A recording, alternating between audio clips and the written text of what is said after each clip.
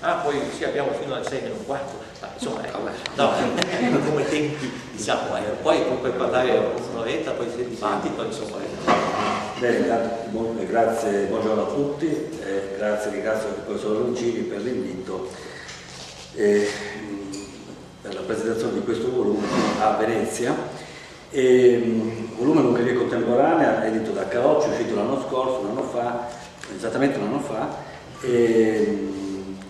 È un volumetto di 154 pagine, vi lo dico subito, ci tengo a dirlo perché così è piccolo, di 154 pagine, perché così ci è stato richiesto dalla casa editrice.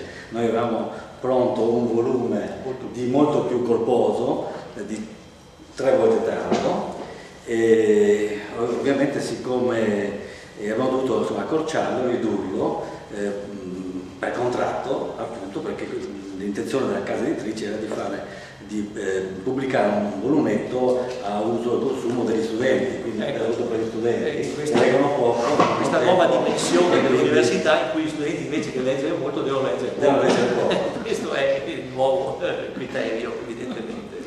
E poi assistiamo. E tutti quanti, anche il Mulino eccetera, pubblica volumetti di questo tipo adesso, perché quello che va per la maggiore è proprio il formato tascabile, ecco. Quindi gli studenti devono accontentarsi dei formati tascabili, evidentemente, non di una formazione consistente. E poi deve costare anche poco, ovviamente, quindi siamo stati quindi costretti così, 13 euro. No, 13,90, è aumentato 40 centesimi, l'ultimo nuovo che abbiamo preso. Non è poco, perché insomma sia proprio, sono 26.000 lire, però il valore è notevole, quindi è ben pagato. Quindi siamo stati costretti a ridurlo così a malincuore, ci avevano messo ben 6 mesi per ridurre il manoscritto. Siamo passati ne abbiamo contate, non è difficile farlo, da 840.000 battute a 360.000, quindi per stare dentro in queste pagine.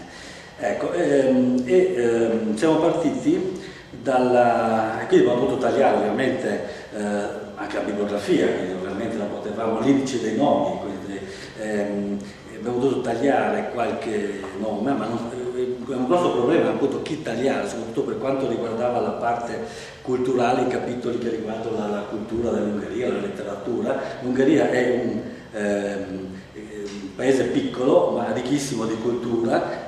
Non lo dico perché qui sono presenti degli ungheresi, perché l'Europa centrale viene considerata appunto come una periferia dell'Europa, no? Invece dicevo ieri proprio l'Europa centrale è il fulcro di una cultura autonoma, no? Appunto l'Ungheria ha in tutti i campi è stata presente proprio in tutti i campi della cultura, della letteratura, l'arte, l'architettura. L'Ungheria ha tantissimi anche premi Nobel, nel campo scientifico, anche nel campo delle scienze, ne ha anzi più che l'Italia, direi. 13 sono tantissimi. La promessa dell'associazione Triveneta ha colto l'occasione per presentare in Catalina Sampo, presidentessa dell'associazione Triveneta, Anna Rossi già ieri, addetta consolare del consolato onorario d'Ungheria a Venezia. Ecco, quindi era difficile chi tagliare, comunque abbiamo dovuto tagliare anche la bibliografia, ovviamente, per stare dentro delle 6 pagine di bibliografia, 6-8 pagine in proporzione quindi al volume. Ma l'Ungheria poi è una storia ricchissima, e quindi a malincuore abbiamo dovuto fare questa operazione così di taglio, però il testo integrale lì è appunto prima o poi senz'altro cercheremo di pubblicarlo per non aver sprecato aver fatto una fatica inutile. Noi avevamo appunto, l'idea era nata di questo volume sull'Ungheria contemporanea, era nata subito appena uscito il primo volume, La storia e cultura dell'Ungheria, quello edito da Lubettino, che ha prima ricordato il professor Loncini. Era un volume che, il libro va dalla preistoria del bacino carpato-danubiano e dalla storia antica dei Magiari fino arrivato appunto al 2000 proprio, al 1999, l'anno prima abbiamo chiuso il libro, è uscito nel 2000, quindi inizio del 2000. E ovviamente non abbiamo dato lo spazio in questo libro, che va dalla preistoria ai giorni nostri, la storia contemporanea, altamente ricca di avvenimenti, di grandi figure, la parte, diciamo, una parte più interessante oggi anche per... Ecco, abbiamo dato ovviamente lo spazio che le si doveva dare in un volume che andava dalla preistoria in poi, un volume di 550 pagine. Quindi ci siamo ripromessi di ampliare, di approfondire questa parte, la parte dell'Ungheria contemporanea. E l'abbiamo fatto e ancora, quindi senz'altro continueremo, senz'altro pubblicheremo il testo integrale e anche aggiornato. Ecco. Siamo partiti dal 1867 in questo libro, quindi dall'Ausgleich, dal compromesso austro-ungarico, quindi dalla nascita della duplice monarchia. Forse bisognava partire dal 48, o meglio, come tutti si fa in libri di storia contemporanea, dalla età napoleonica, diciamo così, ma in effetti anche in Ungheria fino al 48 non c'è anche abbiamo avuto degli echi così della rivoluzione ungherese, qualcosa è arrivato, c'è stato qualche movimento francese, perdonate per aver parlato di Ungheria, vista anche l'importanza della rivoluzione ungherese. La rivoluzione francese, ecco, c'è stato qualche è stata fondata in Ungheria due società giacobine, ma anche insomma l'età napoleonica non è che ha fatto tanto, ha avuto le sue grandi conseguenze, ecco, nell'Ungheria. La storia contemporanea dell'Ungheria senz'altro parte dal 48, ecco, dal 1848, dall'età delle riforme, poi la rivoluzione, appunto la guerra d'indipendenza del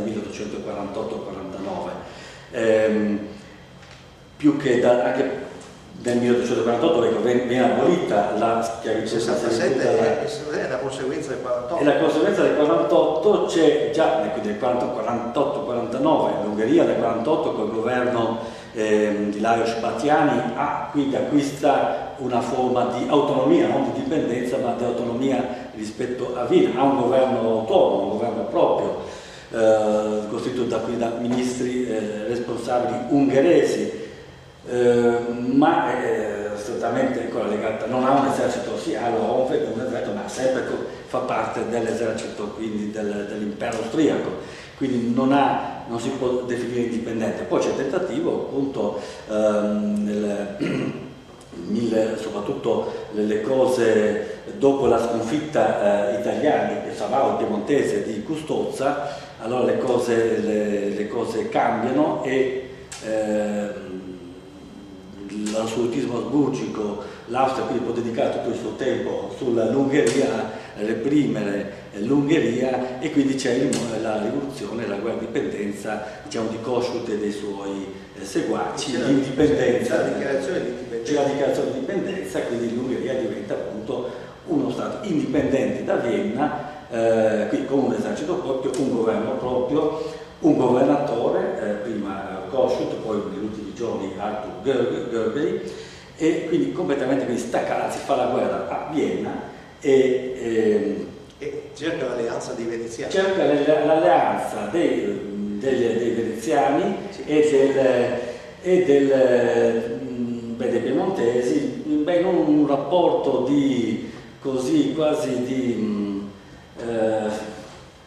direi non c'è stato. C'era cercata da una parte e dall'altra la collaborazione, cercata e non sempre voluta, ecco, una quasi di amore e odio, sì, quasi direi. Da parte della Sardegna, ma anche per del Kossuth cercava e non cercava l'alleanza con l'italiano, la collaborazione dell'italiano, la collaborazione con Mazzini, sì. Ce n'è voluto, ecco, sono volute 3 lettere, 3 suppliche di Mazzini, perché Kossuth alla fine, che sempre prima non gli rispondeva, poi gli rispose in maniera piuttosto rude, poi la terza, quarta lettera finalmente cede e risponde, sì, buon frère, mio amico mio. Sì, perché Mazzini aveva l'idea più che altro di alleanza con i popoli slavi. Con i popoli slavi, appunto,